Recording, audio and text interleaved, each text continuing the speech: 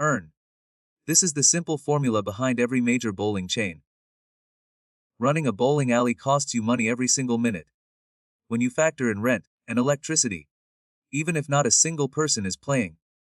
But here is the incredible part: bowling itself, that is, the revenue from the lanes, covers the total expenses in most cases.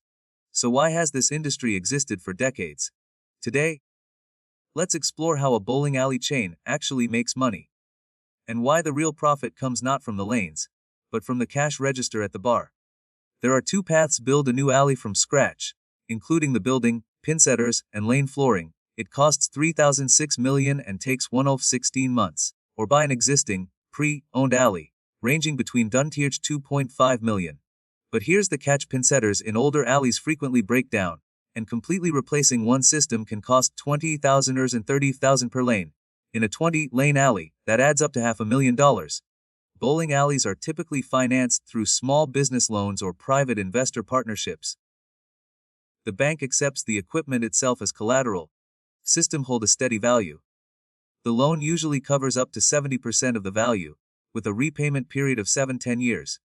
Monthly loan payments for an average alley can run between $15,000 and $25,000, placing significant pressure on cash flow in the early years. $10,000 to $30,000 per month depending on location. Electricity, $5,000 to $10,000 monthly thanks to pinsetter machines, lighting, and air conditioning during the summer months. Staff wages, cashiers, technicians, cleaners, known $15,000 to $25,000 a month. Maintenance, regular servicing of pinsetter systems costs $30,000 to $50,000 a year. Total cost of just staying open for an average 24-lane bowling alley ranges between $60,000 and $100,000 per month. The early years. Lane revenue. Hourly rental for a single lane ranges between $30 and $50. Suppose a 24-lane alley operates at an average occupancy rate of 60% and stays open for 10 hours a day. That means roughly $4,000 to $5,000 in daily lane revenue. Over a month that comes to $100,000, $150,000. Looks good at first glance, doesn't it? Compare that with the expenses above. Lane revenue barely covers operating costs, leaving almost nothing for loan payments, taxes, and profit margins. Besides the lanes, alleys also generate income from shoe rentals $3,000 to $5,000 per pair and ball rentals. Lane packages are sold for birthday parties and corporate events. These are typically sold at higher margins than hourly rack rates because food and drinks are included in the package price. Even these revenue sources, on their own, are not enough to make the alley profitable. Now, let's move on to the industry's biggest secret. The real profit of bowling alleys comes not from the lanes, but from the bar and restaurant. Beer can cost less than $1 to produce, but it is sold at the alley for $6 to $8. That's a profit margin of up to 700-800%. Nachos, pizza. All are sold with similarly high margins. According to statistics, 40 to 50% of a successful bowling alley's total revenue comes from food and beverage sales, even though this section accounts for only 15 to 20% of overall operating costs. Modern chains have even flipped the concept entirely. Bowling is no longer the main product, it's simply the bait to get people through the door, while the night continues with the bar, karaoke, and arcade games where the real cash register rings. Visual T-sphere. Between 5 and 8% of annual revenue is spent on marketing, social media, local event sponsorships, and league programs. Even occupancy threshold sits at 50 to 55% of the lanes. Afternoons are the weakest period, which is why alleys organize league programs during the day to build a steady, recurring customer base, partially filling those empty off-peak hours. Unlike most entertainment businesses, the bowling industry runs stronger in the winter. Cold weather drives people toward indoor activities. Summer months are the weakest period, as people prefer to spend time outdoors. To cut costs during the summer, some alleys shorten their operating hours or try to generate extra revenue by converting air-conditioned space into concert or event halls. The biggest operational risk is the breakdown of automatic pinsetter systems. When a lane breaks down, it generates no income for that day, yet technician costs and spare part expenses kick in immediately. Major repairs can cost $5,000 to $10,000, while a full system replacement can run up to $20,000 to $30,000 per lane. Risk is the shift in the entertainment choices of the younger generation.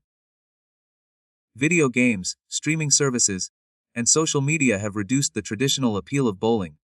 As a result, Many old chains have closed down. The surviving chains are trying to bring back the young audience by renewing their concept, creating boutique bowling, meaning luxury halls with designs attractive for social media. This also requires additional investment. Is the increase in rent. Bowling alleys require a large physical space and are usually located on the outskirts of the city or in shopping centers. Values rise. Property owners can sharply increase rent or prefer to lease the space to a more profitable business. This constantly leaves long-term bowling alleys facing the threat of relocation or closure. Large bowling chains own dozens or even hundreds of halls. This creates purchasing power for wholesale equipment, centralized marketing, and bar supply discounts. A single hall owner is deprived of these advantages. For this reason, independent halls in the industry are gradually being acquired or closed down by large chains. There's another cost most people never think about: insurance. Bowling alleys pay $40,000 to $70,000 a year for general liability, property, compensation insurance combined. Why so much? Thousands of people move across slippery floors carrying heavy balls every year. Slip and fall claims are among the most common lawsuits in the industry. A single serious injury claim, without insurance, could bankrupt an alley overnight. Most low-wage service industries, bowling faces a serious staff turnover problem. Annual turnover rates can reach 60 to 80%. Hiring, training, and outfitting each new employee costs an average of $500 to $3,000. That means a mid-sized alley can rack up an extra $20,000 to $40,000 a year just from staff turnover alone, often eating up a large chunk of the annual profit margin. Competitive, modern bowling alleys have to invest in technology. Automated scoring displays, online booking systems, and most registers cost $3,000 to $5,000 per lane. For a 24-lane alley, that's a $70,000 to $120,000 upfront investment. But the cost tends to pay for itself. Customers who book online typically spend 20 to 30% more, since they tend to pre-select packages. There's one revenue source that often gets overlooked: league contracts. A team signed up for a weekly league books and prepays for lanes across an entire season, typically 20 to 30 weeks. This does more than just fill the alley: steady, predictable cash flow. For successful alleys, league revenue can account for 30 to 40% of total lane income. And these customers almost always spend at the bar too. One of the biggest blows the industry ever took came in 2020. As an indoor gathering space, public health restrictions forced bowling alleys to shut down completely for months. Revenue dropped to zero, yet rent, loan payments, and insurance costs kept coming. Many independent alleys never made it through and closed permanently.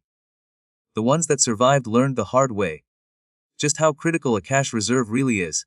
Entrepreneurs choose to buy into an established franchise instead of building their own chain. Franchise fees typically range from $30,000 to $70,000, 4 to 8% of annual revenue paid as ongoing royalties. In exchange, the owner gets instant brand recognition, centralized marketing, and a proven operating system. Independent means more control, but more risk. Both paths come with a price. In recent years, private equity firms have taken a growing interest in the bowling industry. They acquire small independent chains at low valuations, consolidate operations, rebrand to boost bar and event revenue, and then sell at a higher multiple or take the company public. This wave is rapidly consolidating the industry. Analysts predict the number of independent alleys could shrink even further over the next decade. Watch me get a strike! Yes! Let's go! Ready? Cheese! Perhaps the industry's least known secret is this: many older bowling alleys are held onto, even with weak operating income, purely for the value of the land underneath them. As cities expand, land that once sat on the outskirts can become prime commercial or residential real estate. For some owners, the real exit strategy isn't selling the business. It's selling the land to developers.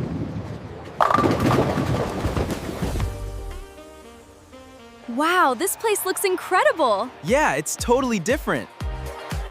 Single bowling hall ownership. 3 out of 10 points, because lane revenue barely covers expenses and equipment risk is high. However, a chain properly managed with a bar and event strategy can rise up to 6 points. What do you think? Would you invest in a bowling hall, or would you say, I'd only go for the bar? Let us know in the comments.